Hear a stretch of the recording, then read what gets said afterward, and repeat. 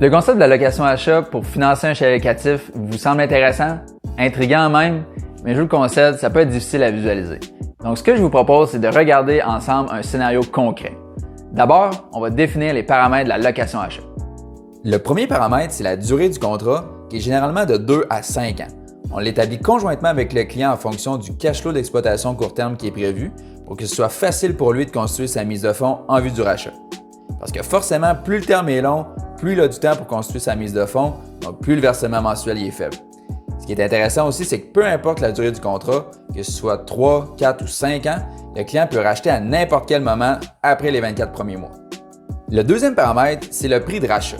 On le définit en appliquant au prix d'achat initial un pourcentage d'augmentation annuelle qui est normalement de 2 à 3 %. En gros, ça couvre l'inflation parce que c'est beaucoup moins que la prise de valeur du marché actuel, surtout quand on parle des chalets locatifs. Votre prix de rachat il est fixe dans le temps pour la durée du contrat. Alors même si la valeur de votre propriété augmente réellement par exemple de 8 % par année, vous allez quand même racheter au prix qui est entendu au départ, donc vous allez bénéficier de toute la plus-value supplémentaire. Ce qui est cool aussi, c'est que même si vous faites des améliorations locatives et que la valeur marchande augmente, votre prix de rachat, lui, ne change pas. Ensuite, il y a l'acompte initial. Ça, c'est votre mise de fonds dans le projet, c'est ça qui vous octroie votre option d'achat. On parle d'une mise de fonds qui est de 10 à 15 % du prix d'achat initial, ce qui peut être environ 2 fois moins que la mise de fonds qui est demandée au personnel, qui est de 20 % et plus de 3 fois moins que celle qui est demandée au commercial, parce que là, on parle de 35 à 50 %. On voit donc que c'est une super belle façon d'acquérir sans mettre trop de cash. Comment ça se passe, c'est qu'à la signature du contrat, vous déposez votre acompte initial dans un compte en fiducie commis chez le notaire et nous, Panache, on comble le reste de la mise de fonds requise pour faire l'acquisition. Ensuite, il y a la compensation mensuelle. En gros, ça comprend toutes les dépenses de détention, c'est-à-dire le paiement hypothécaire, les taxes municipales et scolaires, l'assurance habitation qui permet la location à court terme et les frais d'association s'il y en a. C'est donc toutes des dépenses que vous auriez à payer à titre de propriétaire et auxquelles on additionne nos faibles frais d'administration. Finalement, le cinquième paramètre, c'est l'acompte mensuel. C'est le versement qui vous permet mensuellement d'accumuler la portion manquante de votre mise de fonds en vue du rachat. Parce que puisque vous mettez 10 à 15 % de mise de fonds initialement, on veut s'assurer qu'à terme, vous ayez la mise de fonds qui est requise, comme le prévoit la location achat standard. Vous récupérez donc autant l'acompte initial que les acomptes mensuels lors de votre achat. Ce qui fait qu'au final, votre loyer mensuel, lui, est composé des deux derniers paramètres énoncés. C'est la somme de la compensation mensuelle et de l'acompte mensuel. Ce qui est cool, c'est que comme vous voyez, le loyer n'est pas dépendant de vos revenus de location court terme. Donc même si vos revenus venaient à doubler, votre loyer mensuel, lui, il reste le même. En tant qu'acheteur et propriétaire, c'est nous qui payons les frais d'acquisition, donc la taxe de mutation, les frais d'ouverture de dossier hypothécaire, les frais de notaire ainsi que les frais de constitution de la société qui vont faire l'acquisition du chalet. En tant qu'exploitant du chalet, vous assumez le loyer mensuel et les dépenses d'exploitation qui sont liées à la location court terme, comme les frais Airbnb, le ménage, etc. Également, à titre de futur propriétaire, vous allez assumer les réparations et les frais d'entretien puisque le chalet sera bientôt à vous. Comme on s'entend sur tous les paramètres avant même l'acquisition, il n'y en a pas de mauvaise surprise. Tout est consigné dans un contrat notarié, donc tout est clair, tout est sécuritaire. Maintenant, on est prêt à passer avec l'exemple. Je vous présente une fiche d'inscription fictive. Hey salut, je vous présente la fiche fictive. Donc c'est le chalet qui est situé au 1 rue du Panache. Donc c'est un super beau chalet qui est un 4 chambres à coucher avec un beau foyer, un spa. Donc vous identifiez l'annonce sur Centris, sur Marketplace, etc. Vous voulez l'analyser pour voir comment ça pourrait s'intégrer avec Panache. Donc le but de l'exercice en fait, c'est qu'on regarde l'exemple ensemble avec des chiffres concrets. Puis on va vous présenter ça tout en détail. Donc, vous faites vos calculs, vous identifiez que les frais d'acquisition sont pour un total de 8 424. Donc, ça comprend des frais d'incorporation dans le cas que vous incorporez pour l'acquisition. Vous estimez, suite à votre étude de marché, que les revenus de location seraient de 65 000 dans le cas de ce chalet-là. Les frais de détention, eux, seraient pour un total de 5 300 qui comprennent les taxes municipales, scolaires, pas de frais d'association dans ce cas-ci, et des assurances qui permettent la location à court terme. Pour ce qui est des frais d'exploitation ici, la liste est présentée ici pour un total de 9 700. Donc, ce qui est bon de mentionner ici, c'est que les frais de ménage sont facturés aux clients en supplément directement sur la plateforme de réservation. Donc, ils ne sont pas intégrés dans ces frais d'exploitation-là. Et les frais de gestion ne sont pas inclus. C'est considéré que c'est l'exploitant qui réalise lui-même sa propre gestion. Et vous estimez que la valeur marchande est de 485 000 et que vous soyez en mesure de l'acquérir à 465 000. Donc ça, c'est ce qui fait le tour des chiffres qu'on a besoin pour bien comprendre le scénario. Donc, je vais mettre l'exemple ici de côté. Et dans le fond, nous, quand on reçoit votre calculateur de chalet, donc il va présenter grosso modo les paramètres que vous avez estimés ici, on va vous revenir avec un scénario de location-achat proposé. Donc, qui va ressembler grosso modo à ça ici. Donc, on reprend les principaux paramètres que vous nous avez donnés, donc le prix d'achat, la valeur marchande, les frais de condo, taxe municipale, scolaire et les assurances. Et on vous propose en gras ici les paramètres de la location-achat, donc les 5 paramètres qu'on vient de discuter. Dans ce cas-ci spécifiquement, on parlerait d'un contrat de 48 mois, donc de 4 ans.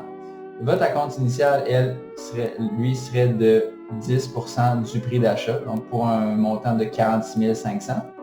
Votre prix d'achat, lui, serait basé sur une augmentation annuelle de 2,4%. C'est un intérêt qui est composé, qui s'applique sur le prix d'achat et non la valeur marchande. Donc, en appliquant une augmentation annuelle de 2,4% par année sur le prix d'achat, va donner 4 ans plus tard un prix de rachat possible de 512 000. Et votre loyer mensuel, lui, qui est composé de 2 montants, donc de la compensation mensuelle et de l'acompte mensuel, serait pour un total de 3 225 qui inclut une compensation de 2 325 et un acompte mensuel. Ça, c'est le versement que vous cumulez mensuellement pour constituer la mise de fonds qui est requise pour votre achat, qui est de 900 $, ce qui vous permettrait à terme, après les 48 mois, d'avoir accumulé 17,5% dans ce cas-ci, de la mise de fonds qui est requise en vue de votre achat. Donc ça implique en fait que lors de votre achat, vous devrez sortir un montant supplémentaire. Donc ça a été fait simplement pour ne pas mettre un engagement financier trop important, une mensualité trop élevée pour l'exploitant. Mais c'est quelque chose qu'on peut éviter. On peut très bien aller chercher, s'assurer d'aller chercher le 20% à l'intérieur du terme. Ça, c'est pas un problème. Donc, ce qui donnerait ici un loyer mensuel de 3 225 $ par mois. Donc ça, en gros, ça vous donne les paramètres dans lesquels vous pouvez évaluer votre scénario. Bien souvent, on va vous retourner votre calculateur vraiment avec les paramètres qui sont intégrés. Donc, pour que vous puissiez voir spécifiquement dans votre cas à quoi correspond l'allocation achat avec Panache. Mais je trouvais intéressant aussi de vous présenter un tableau qui résume en fait l'impact vraiment des chiffres qu'on vient de regarder pour chacune des 3 options qu'on connaît. Donc, le tableau ici est divisé en 3 colonnes. Donc, la première étant pour l'option d'un financement au personnel, la deuxième pour un financement au commercial et la troisième pour un financement avec Panache de location achat. Donc, si on y va en colonne ici, le haut, en fait, va reprendre les avantages et inconvénients de chacune des 3 stratégies. Et dans le bas ici, on est plus dans les calculs en fait concrets par rapport aux chiffres qu'on a identifiés dans la fiche d'inscription. Donc, si on prend le premier scénario ici, le financement personnel, c'est un type de financement qui est en fait considéré comme étant une résidence secondaire, puisqu'on le disait tout à l'heure, les banques ne considèrent pas les revenus que vous projetez faire avec votre chalet locatif. Ils vont se baser seulement sur vos ratios d'endettement personnel pour garantir le prêt. Donc, on parle ici effectivement d'une détention qui est au particulier, donc au personnel, qui est similaire finalement à un chalet que vous pourriez financer pour votre usage personnel uniquement. Ici, vos ratios d'endettement, eux, vont être impactés par l'acquisition, c'est-à-dire que c'est vraiment une dette qui s'ajoute sur vos ratios d'endettement personnels. Donc, non seulement l'acquisition va impacter vos ratios, mais aussi va venir limiter votre nombre d'acquisitions, puisque votre nombre de chalets au personnel va être limité par vos ratios et ne va pas vous permettre de croître aussi rapidement que vous voulez. Pour ce qui est de la mise de fonds ici, elle est considérée élevée puisqu'elle est de 20%. Ça, c'est un type de résidence secondaire.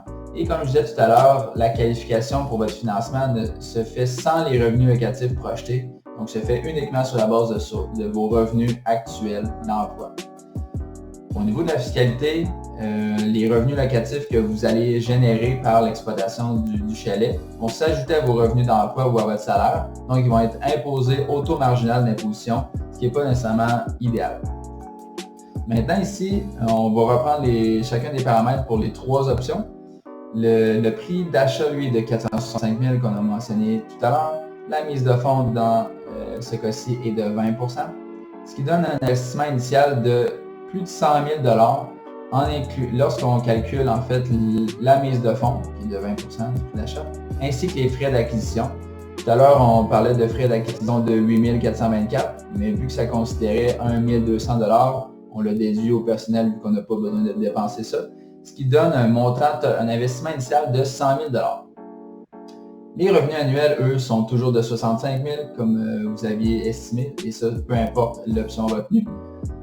Les dépenses annuelles, elles, sont pour un total de 33 688, ce qui comprend les 3 montants qui sont ci-dessous. Donc, les dépenses d'exploitation, c'est les frais qui sont liés à l'exploitation de votre logement. Donc, ils sont les mêmes 9 700 indépendamment de la structure de financement ou de la stratégie de financement. C'est la même chose pour les dépenses de détention. Donc, à titre de propriétaire, vous aurez à payer la taxe municipale, scolaire, les frais d'association s'il y en a, ainsi que les assurances qui permettent la location court terme. Et l'hypothèque ici est basée sur un RPV de 80 %, c'est-à-dire que vous aurez un prêt hypothécaire équivalent à 80 % du prix d'achat. Et le taux hypothécaire qui a été considéré dans cet exemple-ci, c'est un taux hypothécaire de 1,9 % avec un amortissement de 25 ans, ce qui donne un paiement hypothécaire annuel de 18 688. Donc ici, on arrive au résultat, en fait, au revenu net d'opération. D'ailleurs, pour votre information, j'ai inscrit ici les formules pour obtenir ces chiffres-là. Donc, les désignations ici des termes sont entre parenthèses. Donc, ici, le revenu net d'opération, le RNO, ça s'obtient en soustrayant des revenus, en prenant les revenus bruts, en soustrayant les dépenses, donc R-D. On obtient ici 31 000 $ par année, ce qui donne un rendement quand même de 31 %. Je vais revenir ici pour la section du bas, mais pour les 2 premières options, lorsqu'on parle de RNO ou de cash flow, c'est les mêmes montants et le rendement sont les mêmes également. Donc, ça nous donne quand même une option qui est intéressante, c'est un bon rendement. Par contre, c'est impossible d'acquérir plusieurs chalets avec cette option-là parce que, comme on l'a dit tout à l'heure, on est limité par les ratios d'endettement. Donc, normalement, c'est une bonne solution pour un particulier qui souhaite en acquérir un. En fait, souvent, ça va être la première stratégie que l'investisseur va utiliser puisque c'est la plus simple. Par contre, il devra se tourner assez rapidement vers une autre stratégie qui est souvent le commercial, mais qui est moins avantageuse à bien des égards. Maintenant, la deuxième option, le financement au commercial, on parle effectivement d'un type de détention au commercial, d'un type de financement, pardon. La détention, c'est par une société par action, donc contrairement aux particuliers. Dans ce cas-ci, l'avantage, c'est que vos ratios d'endettement personnel ne sont pas impactés par la nouvelle acquisition. Ils ne sont pas considérés en fait non plus pour l'acquisition. Donc, ce n'est pas une limitation. Donc, votre nombre d'acquisitions, lui, n'est pas limité comme l'était au personnel par vos ratios. Par contre, va être limité par la mise de fonds parce qu'elle est très élevée. La mise de fonds est de 30-50 % dans le cas des chalets locatifs, puisqu'on est dans la classification de l'hôtellerie. Donc, au commercial, les banques vont venir se baquer avec une super grosse mise de fonds, ce qui est très limitant. Au niveau de la qualification, ce qui est intéressant dans ce cas-ci, par contre, c'est que les revenus locatifs vont être considérés en partie et vont aussi se baser sur vos bilans personnels, donc sur la valeur nette des actionnaires de la compagnie. Au niveau fiscal, le fait de faire la détention avec une société par action a quand même une certaine flexibilité au niveau de la planification fiscale, que ce soit au niveau des dividendes, au niveau de l'amortissement, au niveau des avances d'actionnaires, etc. Une certaine flexibilité qui nous permet de ne pas nécessairement être imposé au personnel en plus. Donc, il y a moyen de conserver l'argent en étant imposé seulement au niveau des taux d'imposition d'entreprise. Donc, il y a un certain avantage à ce niveau-ci. Un élément qui n'est pas indiqué dans ce tableau-là, c'est que la détention par une société par action a un certain avantage au niveau de la protection des actifs. C'est-à-dire qu'étant donné que la société par action est une entité ou est une personne morale distincte de ses actionnaires, Donc, le patrimoine ou les actifs des actionnaires en tant que tels ne pourraient pas être, sont protégés advenant le cas que la société par action avait été en litige ou il y avait des poursuites liées à l'exploitation du chalet. Donc, autrement dit, il y a une certaine sécurité, protection d'actifs qu'il n'y a pas en détenant directement au personnel. Pour ce qui est de l'exemple ici, on a le même prix d'achat. La mise de fonds est de 35 % dans le cas que j'ai utilisé ici. La mise de fonds, l'investissement initial, lui, est très élevé, de 171 000, en grande partie à cause de la mise de fonds de 35 % qui correspond à 162 000. Donc, on voit ici que c'est énorme comme mise de fonds pour acquérir un chalet locatif. Les revenus annuels, eux, sont toujours de 65 000. Les dépenses annuelles, elles, sont de 39 000, donc plus élevées qu'au personnel. Et ça s'explique non pas par les dépenses d'exploitation ou de détention qui sont les mêmes dans les deux cas, mais bien en raison de l'hypothèque. Puisque même si on a mis une grosse mise de fonds, en fait une mise de fonds de 35 %, donc conséquemment que le prêt hypothécaire va être de seulement 65 % du prix d'achat, le paiement hypothécaire, lui, est plus élevé qu'au personnel, pour deux raisons. Pour la première, puisque le taux hypothécaire au commercial est bien souvent plus élevé que celui au personnel. Donc, pour un exemple, moi ici dans mon exemple, j'ai considéré un taux hypothécaire de 2,65 % qui reflète grosso modo le marché actuel, contrairement pour rappel à 1,9 que j'avais utilisé au personnel. Et la deuxième raison qui explique pourquoi l'hypothèque est plus élevée, c'est que l'amortissement pour ce type de bien immobilier-là, l'amortissement bien souvent de 15 ans. Donc, on a un plus haut taux hypothécaire qu'on doit rembourser plus rapidement, ce qui fait que le paiement hypothécaire, l'hypothèque en fait, est plus élevé. Ce qui fait en sorte qu'on a des revenus nets d'opération, donc revenus moins dépenses de seulement 25 000, ce qui est inférieur au personnel. Et ça, c'est en ayant investi, avec un investissement initial qui est grandement supérieur au personnel, ce qui résulte en un rendement qui est plus de 2 fois inférieur au personnel dans l'exemple qu'on regarde, ce qui est très peu avantageux, ce qu'on voit en fait l'impact de mettre une grosse mise de fonds. Donc c'est désagréable, c'est une situation qu'on veut solutionner, puisque effectivement on se rend compte ici que c'est un faible rendement malgré l'énorme mise de fonds. Puis ça s'explique par notamment la grosse mise de fonds, mais aussi l'hypothèque qui est très élevée puisqu'elle doit être remboursée sur 15 ans. Donc à ça se trouve la troisième solution, donc la solution de panache qui se trouve avec la troisième colonne ici, c'est le point d'intérêt du vidéo. Donc je pense qu'après ça, vous allez vraiment bien comprendre tous les avantages de la stratégie. Le type de financement pour l'option 3 de panache, c'est de la location-achat. Nous, on fait l'acquisition avec une société par action. Donc, lorsqu'on parlait tout à l'heure de l'avantage de la protection des actifs, ça s'applique dans ce cas-ci. Vos ratios d'endettement, eux, ne sont pas impactés par l'acquisition qui est faite puisque c'est vraiment panache qui passe au financement pour vous. Donc, vos ratios d'endettement ne sont pas impactés par cette acquisition-ci. Votre nombre d'acquisitions, lui, n'est pas vraiment limité puisque, on l'a dit, vos ratios d'endettement ne sont pas limités, mais aussi la mise de fonds en étant beaucoup plus petite que les autres options, vous avez beaucoup moins de limitations, vous pouvez en partir plusieurs projets en parallèle. Effectivement, la mise de fonds, normalement en location-achat, de notre côté, on va demander 10 à 15 %. Dans ce cas-ci, on parle de 10 % seulement. Et au niveau fiscal, vous avez un certain avantage aussi si le contrat de location-achat est fait avec une société par action. Donc, si vous faites l'exploitation au nom d'une société, vous allez pouvoir déduire l'entièreté du paiement hypothécaire. Donc, si vous étiez propriétaire, la portion en capital ne serait pas déductible d'impôt. Par contre, dans notre cas, étant donné que c'est un loyer et que vous ne faites pas la capitalisation, vous allez pouvoir déduire la totalité du paiement hypothécaire, ce qui peut représenter un avantage intéressant au niveau fiscal. Maintenant, pour ce qui est de l'exemple concret des chiffres, on a le prix d'achat qui est le même de 465 000, le prix de fonds de 10 %, ce qui implique que votre investissement initial dans le projet est seulement de 46 000, puisqu'il correspond vraiment uniquement à la compte initiale que vous devez mettre dès le départ. Et ça s'explique par le fait que les frais d'acquisition, donc le 8 424, ce sont des frais que Panache assume pour vous, donc pour la première acquisition. Ce qui fait en sorte que votre investissement initial dans le projet est de seulement 46 500. Puis juste à titre de rappel, votre acompte initial, vous le récupérez en entièreté lorsque vous exercez votre option d'achat, quand vous rachetez le chalet finalement. Donc c'est vraiment un investissement que vous récupérez. Contrairement ici, par exemple, aux 7 000, aux 8 000, ça c'est des dépenses c'est vraiment des dépenses, donc que vous ne retouchez pas. Par contre, ici, ce 46 000-là va servir comme étant votre mise de fonds en vue du rachat. Donc vous récupérez l'ensemble de votre mise de fonds de votre acompte initial lorsque vous rachetez.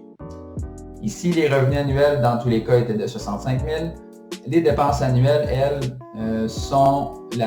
représentent la somme en fait de deux montants. Les dépenses d'exploitation, qui doivent être vos dépenses liées à la plateforme,